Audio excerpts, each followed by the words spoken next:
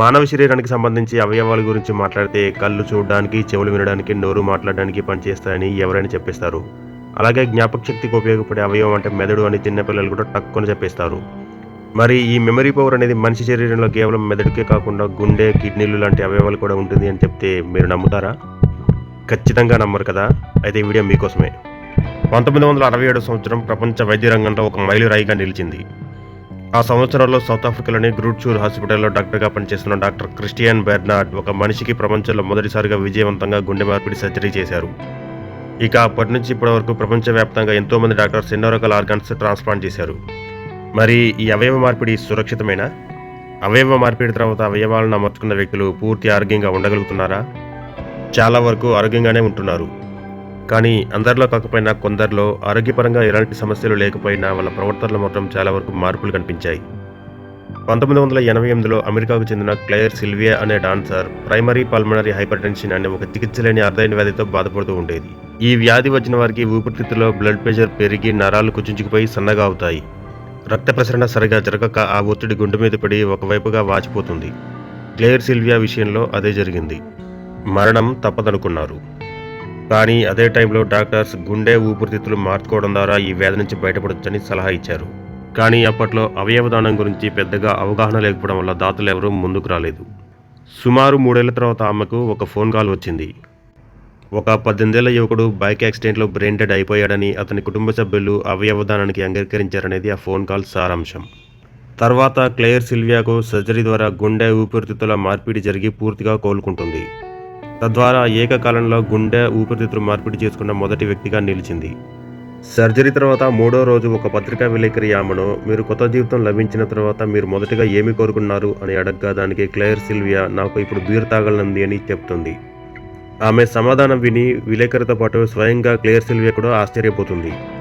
ఎందుకంటే ఆ సమాధానం ఆమె నోటి నుండి వచ్చినా స్వతహాగా ఆమె చెప్పింది కాదు. ఆమెకి అసలు బీర్ తాగే అలవాటు కూడా లేదు. సర్జరీ తర్వాత ఆమె ఆహారపు అలవాట్లో కూడా చాలా మార్పులు వచ్చాయి. ఆమెకు గ్రీన్ పేపర్స్, చికెన్ నగ్గెట్స్ లాంటి ఫుడ్స్ మీద కూడా చాలా ఇష్టం పెరిగిపోయింది. కేఎఫ్సీకి వెళ్ళి మరీ చికెన్ నగ్గెట్స్ తినేది. సర్జరీకి ముందు ఆమెకు ఇవేవి కూడా ఇష్టం ఉండేవి కావు. అలాగే ఆమె ఒకరోజు రాత్రి నిద్రిస్తున్నప్పుడు ఆమె కలలో ఒక యువకుడు కనిపించాడు. అతని పేరు టిమ్ అని చెప్పాడు. క్లెయిర్ సిల్వియాకి అతనితో ఎప్పటి నుంచో పరిచయం ఉన్నట్లుగా అనుభూతి కలుగుతుంది. పైగా అతను ఎప్పటికీ ఆమెతో ఉంటాడని కలలు కనేది. ఆ తర్వాత ఆమెలో ముందెన్నడూ లేని విధంగా ఆత్మవిశ్వాసం, స్వతంత్ర భావాలు పెరిగాయి. 2 ఏళ్ల తర్వాత క్లెయిర్ సిల్వియా ఒక వార్తాపత్రికలో వచ్చిన ఒక ఆర్టికల్ చదివింది. టిమ్ అనే ఒక 18 ఏళ్ల యువకుడు రోడ్డు ప్రమాదంలో ఎలా మరణించాడు అనే విషాద శీర్షిక అది. ఆ తర్వాత క్లెయిర్ సిల్వియా టిమ్ కుటుంబాన్ని కలిసినప్పుడు అతనికి గ్రీన్ పేపర్స్, చికెన్ నగ్గెట్స్ అంటే చాలా ఇష్టమని, అతనికి బీర్ తాగే అలవాటు కూడా ఉందని తెలిసింది. క్లెయిర్ సిల్వియా జీవితంలో ఎదురైన అనుభవాలన్నీ కలిపి ఏ చేంజ్ ఆఫ్ హార్ట్ అనే పుస్తకం కూడా పబ్లిష్ చేశారు. అప్పట్లో ఇది అత్యధికంగా అమ్ముడైన బుక్గా నిలిచింది. తర్వాత దానికి 2002లో హార్ట్ ఆఫ్ ఎ స్ట్రేంజర్ అనే ఒక టీవీ సిరీస్ కూడా ప్రసారమైంది. ఇది అమెరికాలో పాపులర్ టీవీ సిరీస్. ఆ తర్వాత ఈ మెమరీ ట్రాన్స్ఫర్ అనే విషయం మీద ప్రపంచవ్యాప్తంగా చాలా రకాల చర్చలు కూడా జరిగాయి. ప్రముఖ న్యూరోసైకాలజిస్ట్ పాల్ పియర్సల్ గుండె మార్పిడి జరిగిన 10 మందిపై చేసిన పరిశోధనలో వారి ప్రవర్తనలో చాలా వరకు మార్పులు కనిపించాయని తేలింది. ఒక 5 ఏళ్ల బాలుడు గుండెకు సంబంధించిన వ్యాధితో బాధపడుతూ గుండె మార్పిడి ద్వారా 3 ఏళ్ల బాలుడు గుండెను అమర్చుకోవాల్సి వచ్చింది. ఆ 5 ఏళ్ల బాలుడికి తనకు గుండె ఎవరు దానం చేశారో కూడా తెలియదు. కానీ తనలో ఉన్న గుండె ఇచ్చిన వ్యక్తికి అతను పెట్టుకున్న పేరు టిమ్మీ. నిజానికి గుండె దానం చేసిన 3 ఏళ్ల బాలుడిని ఇంట్లో అందరూ ముద్దుగా టిమ్ అని పిలిచేవారు.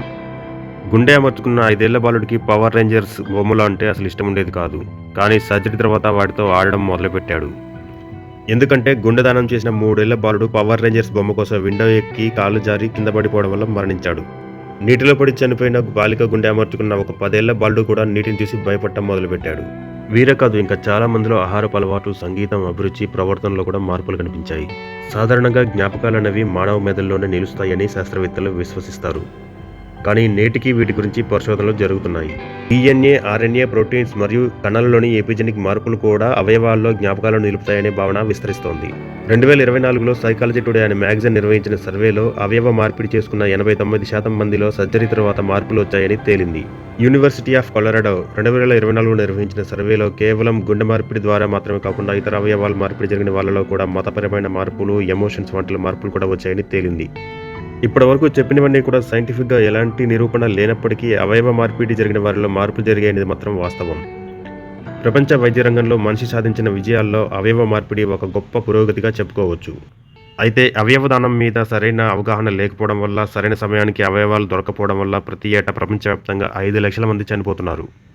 ప్రతి 10 నిమిషాలకు ఒకరు ప్రాణం కోల్పోతున్నారు. మన దేశంలో ఆర్గాన్ డొనేషన్ రేట్ ప్రతి 10 లక్షల మందికి కేవలం 0.34% మాత్రమే ఉంది. ఒక వ్యక్తి కిడ్నీలు, లివర్, గుండె, కళ్ళు వంటి అవయవాలు దానం చేయడం ద్వారా 8 మంది ప్రాణాలు కాపాడవచ్చు. ప్రతి మనిషికి తల్లి ఒకసారి జన్మనిస్తే ఒక ఆర్గాన్ డోనర్ పునర్జన్మనిస్తున్నాడు. మనమందరం కూడా అవయవ దానానికి ముందుకు వద్దాం. అవయవాల కొరతతో ఇంకెవరూ ప్రాణాలు కోల్పోకుండా కాపాడదాం. మన ఈ చిన్ని సహాయం వేరొకరి జీవితంలో పెద్ద వెలుగులు నింపవచ్చు.